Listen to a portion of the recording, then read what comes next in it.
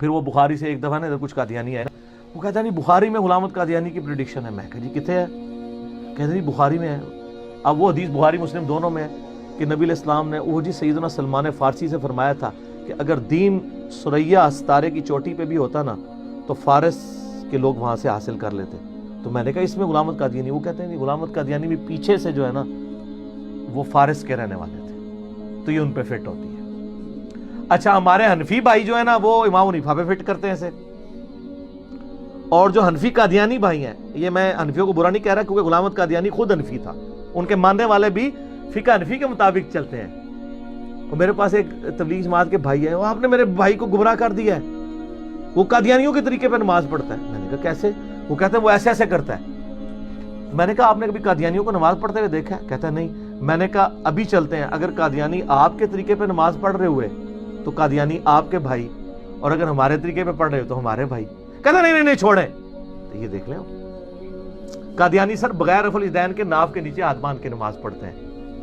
اسی لیے میں کہتا ہوں جو رفع الیدین شروع کر دے بخاری مسلم میں دیے ہوئے طریقے پہ نماز، وہ نہیں قادیانی ہو سکتا، کیونکہ نماز کا ہی ڈفرنس ہے. تو وہ حنفی قادیانی، اس لیے میں کہہ رہا ہوں.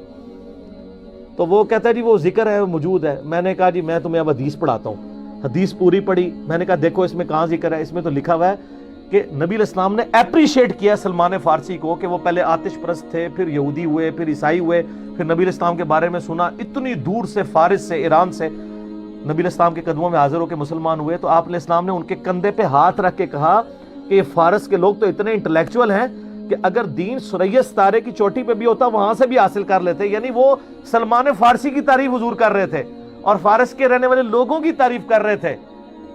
اس سے غلام احمد قادیانی کی نبوت کہاں سے ثابت ہو گئی؟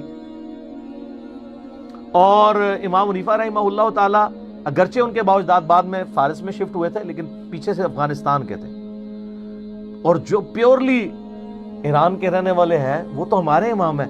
امام مسلم بن حجاج القشیری المتوفا 261 ہجری، جن کی کنیت ہے ابو الحسین.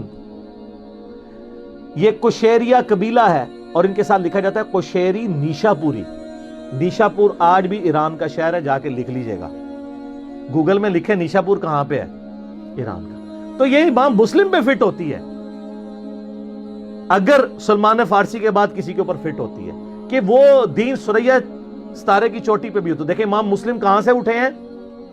اسلام وہاں سے، اور پھر کتاب لکھی.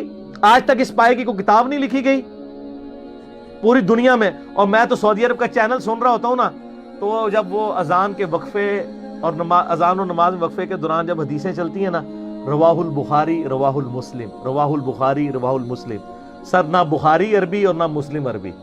امام بخاری رشیا کے رہنے والے، بخارا سٹی آج بھی ہے. امام مسلم ایران کے رہنے والے، نیشا پور سٹی آج بھی ہے. امام ترمذی افغانستان کے رہنے والے، ترمذ آج بھی اسٹیشن ہے. امام ابو داؤد بھی افغانستان کے رہنے والے. امام حاکم وہ بھی نیشا پوری ہیں، وہ بھی ایران کے رہنے والے، جنہوں نے المستدرک للحاکم لکھی ہے. سر پھر دیکھ لینا، نبی علیہ السلام نے فرمایا تھا، بخاری مسلم میں حدیث ہے، جو لوگ یہاں پہ موجود ہو، منا کے اندر بھی خطبہ دیا، اس کے بعد حجۃ الوداع کا خطبہ عرفات میں، میرا یہ پیغام ان لوگوں تک پہنچا دینا جو یہاں پہ موجود نہیں. بسا اوقات جسے بات پہنچائی جا رہی ہوتی ہے وہ زیادہ یاد رکھنے والا ہوتا ہے بنسبت اس کے کہ جو بات پہنچا رہا ہوتا ہے. تو محدثین جب یہ حدیث پڑھا کرتے تھے کہتے تھے صدق رسول اللہ، رسول اللہ نے سچ فرمایا تھا. اللہ نے خدمت ہم اجمیوں سے لی ہے دین کے معاملے میں. یہ وہ چیزیں تھیں. کوئی اس میں امام حنیفہ کو ڈال رہا ہے، کوئی غلام احمد قادیانی. نبوت کہاں سے ثابت ہوئی؟ کہاں لکھا ہوا ہے؟ یہ اسی طریقے سے ہے جیسے وہ کہتے ہیں جی تراویح کتنی ہوتی ہے؟ 20. کیوں تراویح وی آ گیا وچ پنجابی والا، اے بس تراویح والے دلائل ہوندے نے انہاں دے. علمی دلائل ان کے ہوں گے جو جھوم کے کہیں گے کیا کہ نہ میں وابی نہ میں بابی، میں ہوں مسلم علمی کتابی. ٹھیک ہو گیا؟